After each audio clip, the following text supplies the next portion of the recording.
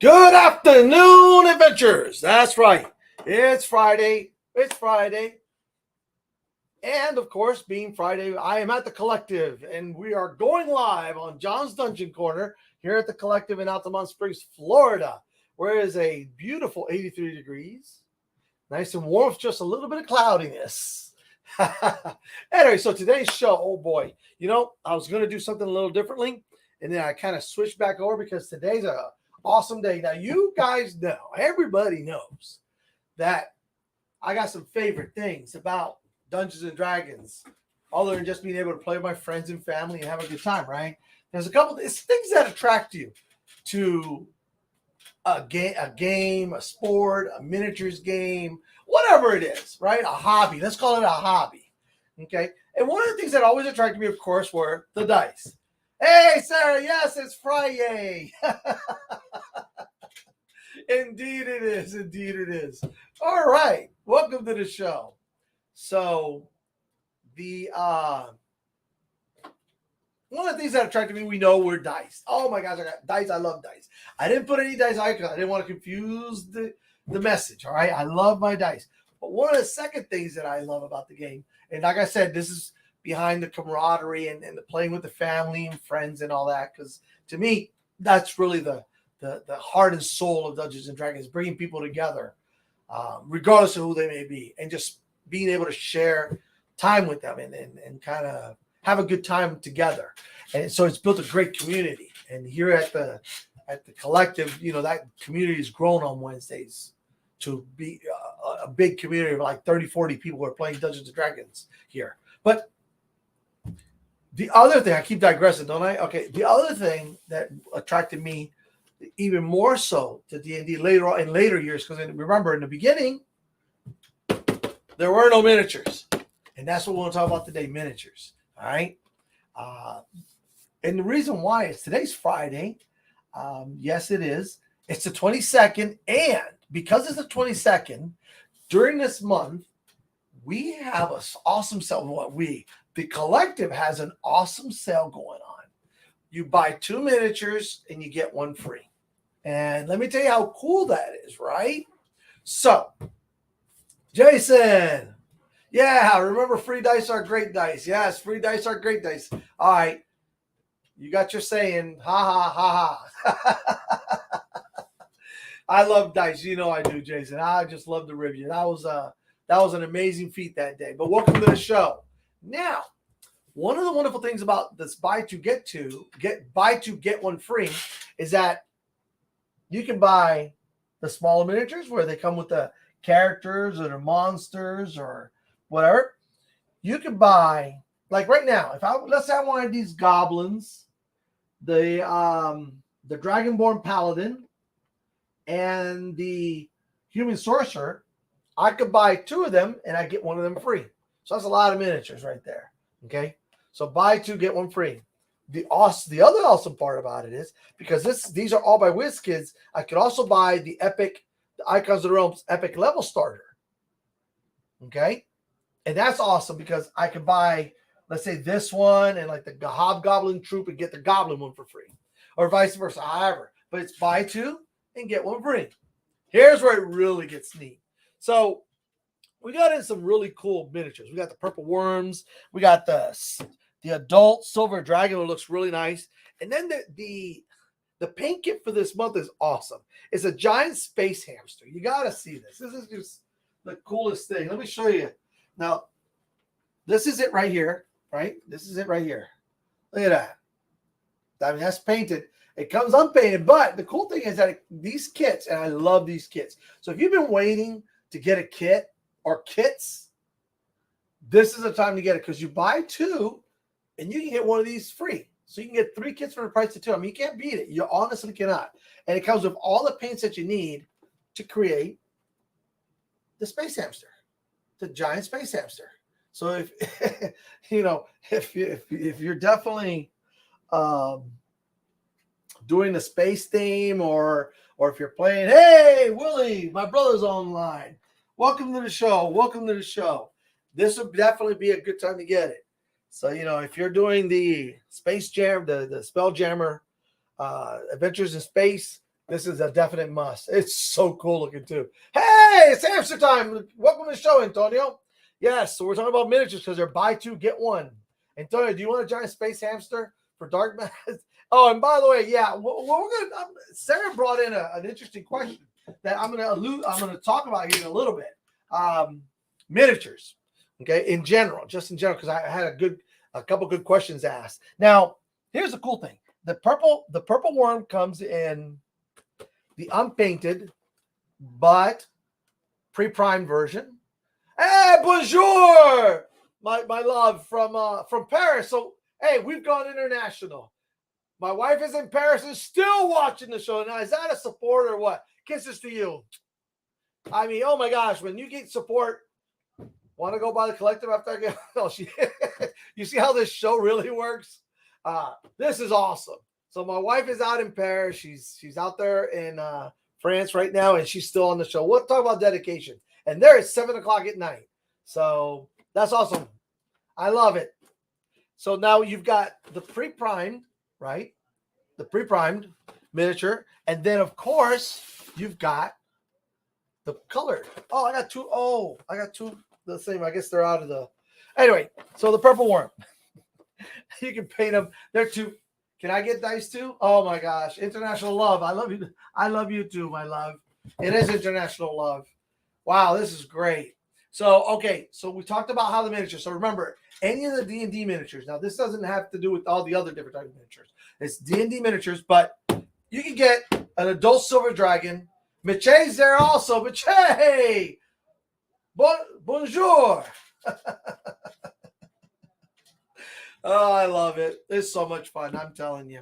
But, so we have the adult silver dragon, fully painted, which means that you can get the adult green dragon and then get another one for free. You can't beat that. All right? I mean, you can mix and match all this too. I mean, let's say you want a purple worm, an adult silver dragon, a purple worm, and a hamster. You pay for two. Chad, welcome to the show. How are you, sir? It's always good to see you popping on the show. We're talking about miniatures. Oh my gosh. Hey, for all of you got here late, the collective is having a buy two, get one free miniature sale. So if you want some miniatures for your game, goblins, kobolds, orcs, come and get them. I mean, I got a really nice pack here that I'm going to pick up, which is the 3 goblins. You guys know me and goblins, right? And I'll probably pick up the Dragonborn Paladin because I need him. And then I'm going to probably pick up another group of goblins, another pack of goblins. Because, I mean, 3 goblins, you get what? 3 goblins for, what is that, $5.99? I want to make sure. I don't want to put out any false information. Yes, for $5.99. 3 goblins. So, yep, even if you just wanted to do goblins, you could get 9 goblins, buy 2, buy 6, get 3 free because there's 3 in the pack of the goblins. I love it. Anyway, so talking about miniatures, okay? Now we've gotten past the fun part. And by the way, the sale goes on to the end of the month. Every day is a different sale. And then on the last day, you can come in and pick one. All right. And you can just pick one and ta-da, there you go. And you can use that day for that. Now, talking about miniatures, I've gotten a lot of questions because miniatures come in all types, shapes from all kinds of different companies, right? And one of the questions that I got was, well, it doesn't seem like there's this. And I've talked about this before, but you know, sometimes we talk. I talk about something that may have been like 3 or 4 shows away ago, and somebody's just started D&D maybe a month ago, and so that 3 or 4 months ago, or the 3 or 4 shows ago, really won't make sense because I'm kind of jumping into a topic. So even though I've talked about it, let's go over it again. Miniatures come in all kinds, like I said, all different. And when I say types and shapes and sizes, what I mean by type is some of them come.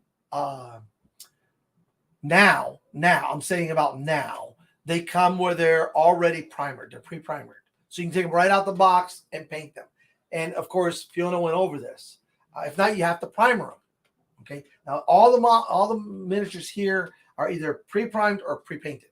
So they come pre-painted. All right? Even this one here, the paint kit comes pre-painted, so you don't have to worry about it.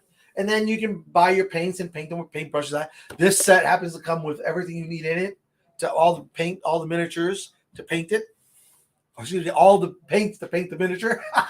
All the miniatures to be painted. No, it's just one miniature, but it's a really good one. So there's that. All right. They come in all different sizes, and they keep it. The scale is basically a 28 millimeter. Okay, that's something I want to explain. It's all 28 millimeter. All right. Now, what happens is that's the scale of an average character monster. All right, like an orc and a human, an elf and a hobgoblin.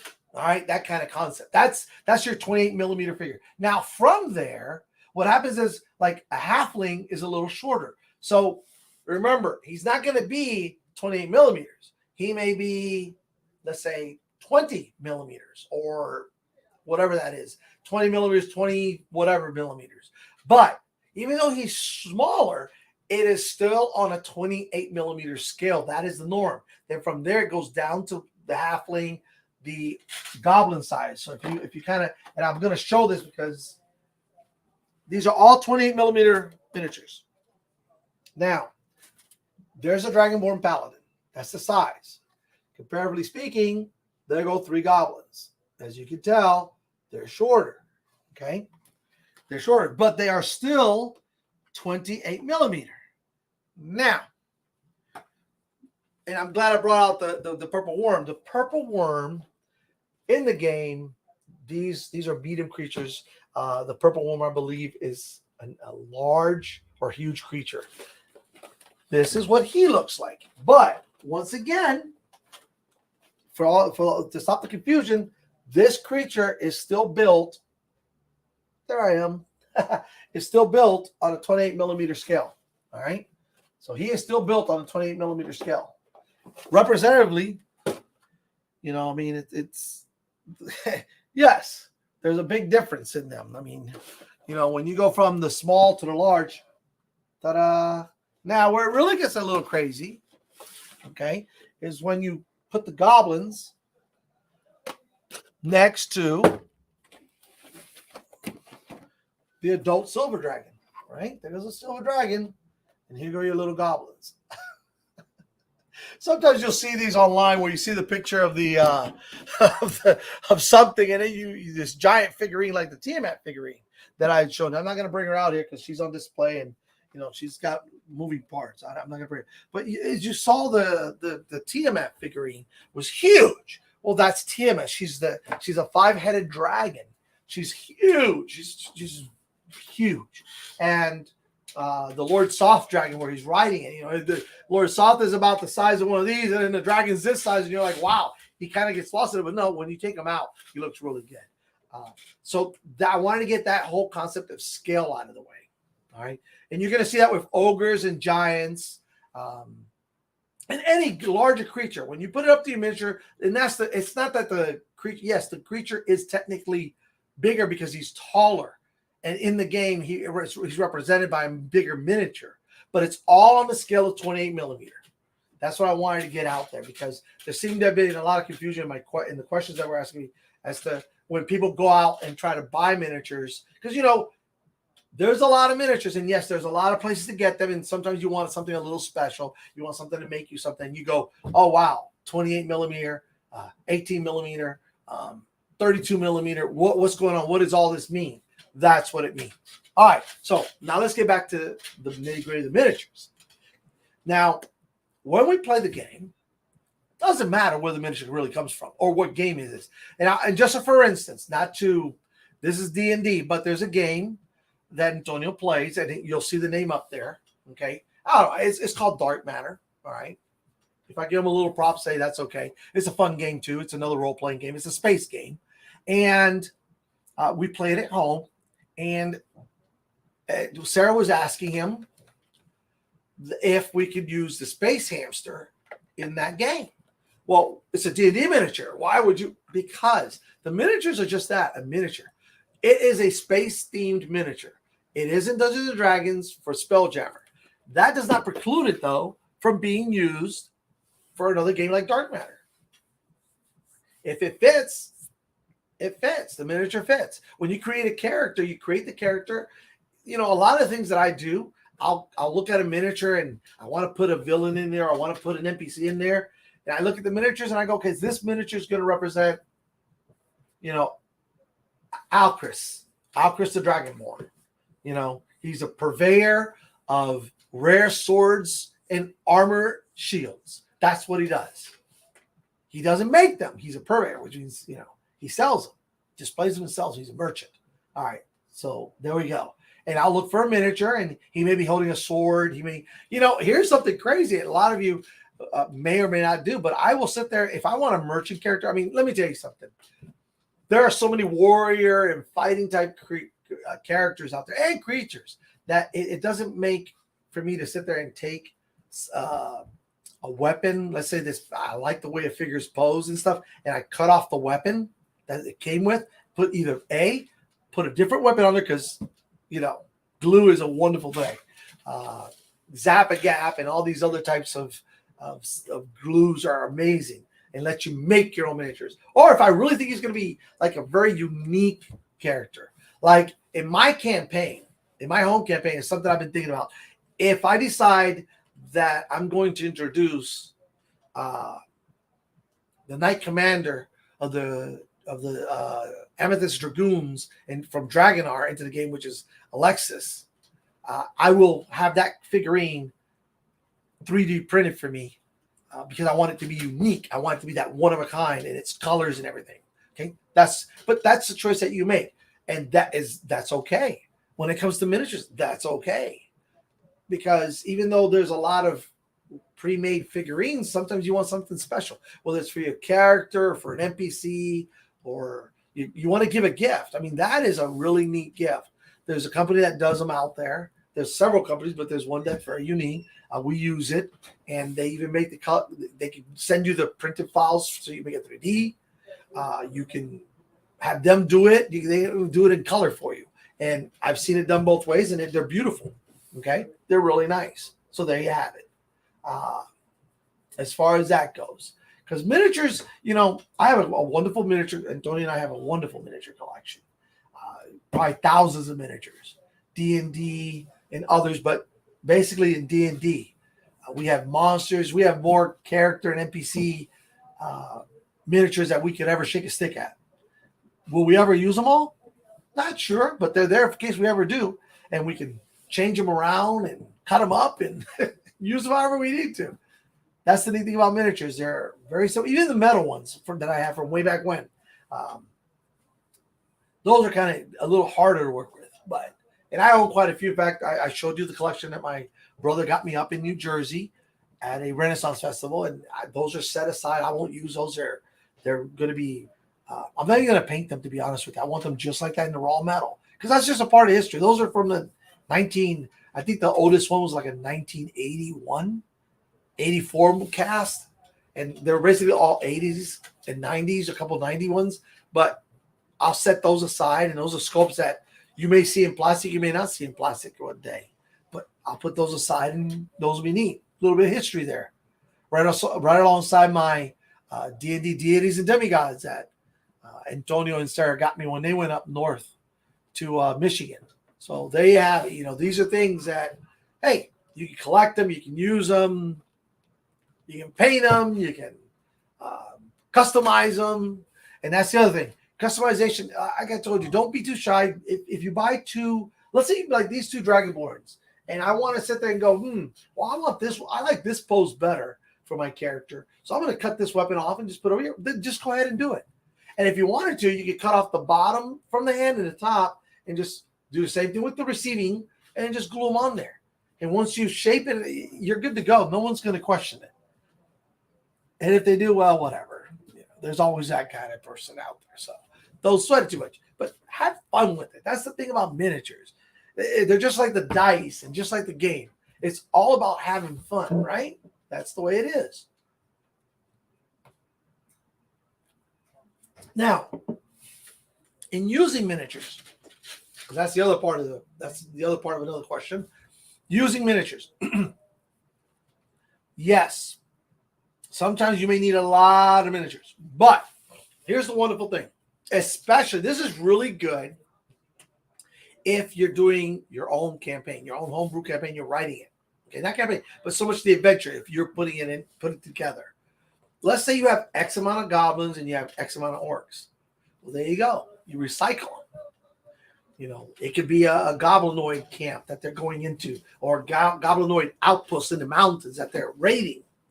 And they're trying to save, once again, they're trying to save the merchant's daughter or the baron's daughter or son. And they're going in there. Hey, there goes Danny.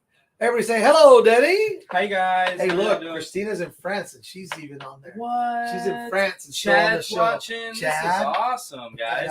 And up here was Jason's up there. So yeah. And it's Minnie's Day, so it's like Minnie's Day. Well, I was telling about it. Yeah. Look at all this good stuff. And Brent just got a huge restock he's working on right now. Look at that. See? So like if you haven't seen your Minnie recently in the store, it might be. You just got to restock. I'll tell you, miniatures come and go, so you got to jump on them. And they go, what's it called? Not discontinued, but they go out of print. They go out of print. No, they are. That's the word for it. Discontinued. Yeah, Brendan a lot of them do. Keeps them a little bit longer, but they do go out of print. Once they're out, they're out. I've trust me, been there, done that, right? I've been chasing things sometimes. I'm just like, and sometimes you just gotta look for it elsewhere because it's just gone. And yeah. So Danny, for some of you who don't know, he helps produce the show and he kind of runs the store here for Brennan. One of the general manager, as however you want to look at it. Any questions you can ask him and the rest of the staff. So all right, but anyway, so miniatures.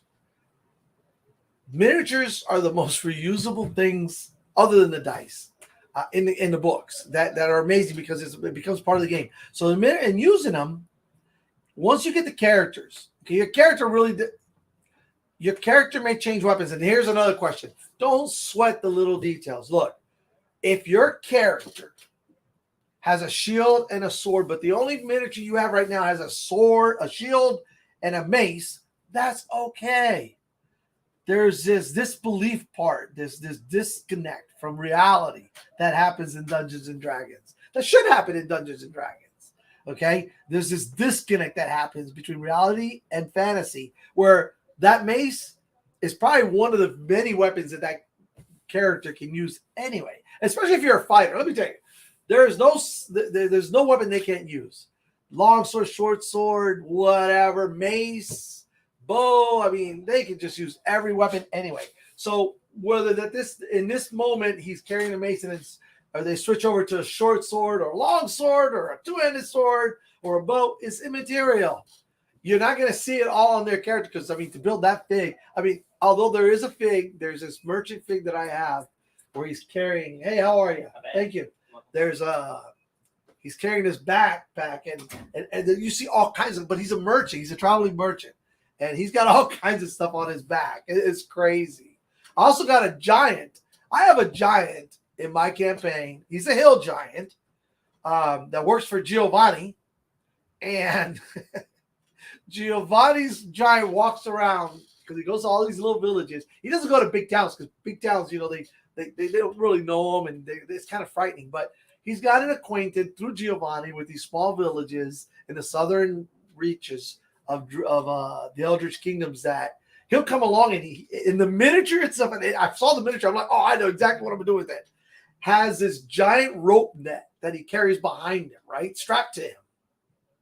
And it's got all kinds of stuff. It's got chests in it. It's got big bags in it. It's got just a whole plethora of stuff, just a bunch of stuff that he carries as a merchant. And so he goes and he visits the small villages and small towns that he's acquainted with. It's in a general area, but it's kind of cool because how many Hell Giant merchants have you really sat there and never ran into? Okay, so that just has another element to the game. It's a fun little element. Not a lot of people try and rob him because after all, he is still a hill giant. And now this miniature, it comes, and next week I'm going to bring you I think I have 2 or 3 of the different ones, but there's the one with the net. Then there's the same pose, but in this one he has a club, and in another pose he has a rock. So if he's attacked, I could technically move out the one, and then bring out the other, where he's got a club in his hand, right? And then or throwing a rock, however I want to do that. And I think there's one other pose where he has I can't remember. I think a war club. But anyway, so they've come up with them. I just happen to end up with them because I really like the miniature and the whole concept behind him. So I invested a little bit more time and money in him. Okay. Does everybody do that? No. I just did it because I knew, but you can do that with a miniature. Let's say you have a Dragonborn character and you find like 2 or 3. Okay, he carries a sword sometimes. Sometimes he doesn't use his shield. He uses a 2-handed sword. Sometimes he'll use a bow. So you go out and you find these miniatures, right? So here's one with a 2-handed sword. Here's one with a sword and shield. Here's one with a bow. You get all 3 miniatures. You paint them the same, right? So the idea is if they're not pre-painted and you're going to paint them yourself, you paint the character, the base of the character itself, the character. And his armor, you paint them the same, right? The only thing that's different in him is the weapon, which is really cool because he's fighting, bop, bop, bop, bop. They're trying to get away. You know, you're out. You're the bowman. You're doing the long range attacking. Support this group for the group this time. You put him on a hill or off to the side, and now you have him with his miniature where he's holding a bow, right? However it may be. And then he gets rushed. He rushes in there because now he killed the sorcerer or whoever, and now he's going into the combat. He's switching to his 2-handed sword. So he throws his bow over. He yanks out his 2-handed sword, and here he comes. So he switched the miniatures out. Da-da-da. All right. Thanks for stopping by, Willie. I'll see you. I'll give you a call. Stay busy. Love you. So now he's going to run off. So now you switch him over to your other figurine with the 2-handed sword now. That's kind of cool. Do you have to do all that? No. Can you do that? Yes. That's what I'm saying. It's however involved you want to get with miniatures, that's how you get. If you only ever buy your one character, that's great. If you DM, if you buy a set of monsters, if you never buy the monsters, that's okay too. You know, that's just the way. There were no miniatures when this first started out.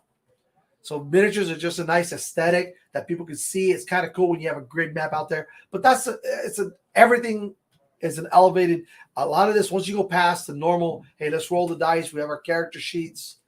And actually, you don't even need the character sheets. You can just write down a piece of paper. We have our dice. Let's play. There you go. You got nothing else. Then you start to elevate the game as high as you want. I've seen some setups that are beautiful. I mean, they have scenery, the dungeon tiles down and the walls. And I mean, it's a full blown. And then there's simple stuff. And I do everything in between. I'll put a map sheet out, and that's where we're playing tonight. And I have a couple miniatures and just reuse them because that's what we're doing. Sometimes I have a full blown dungeon made out with the dungeon tiles. And sometimes I got nothing. It's just I put that. I don't even put down the tavern. We just talk and we role play what's happening at the tavern without putting anything down. So you can do all that. That's how fun and how intricate or not intricate this game can be.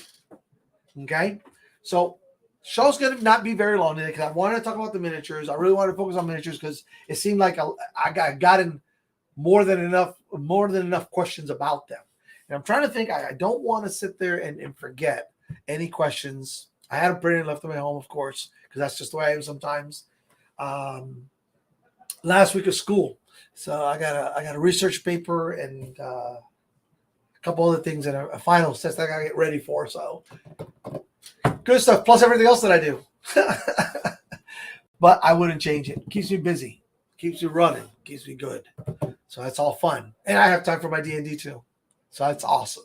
Anyway, I don't think that there's anything else that I can think of. Oh, yes. How do you tell a primered miniature from a non-primered miniature? Okay. Normally, in most cases, it'll say pre-primer. Okay. Ready to paint out the box, something along those lines. Now, yes, different companies use different primers or I'm not even sure. It's a treatment that they do to the plastic, I'm sure. I'm not an expert in it.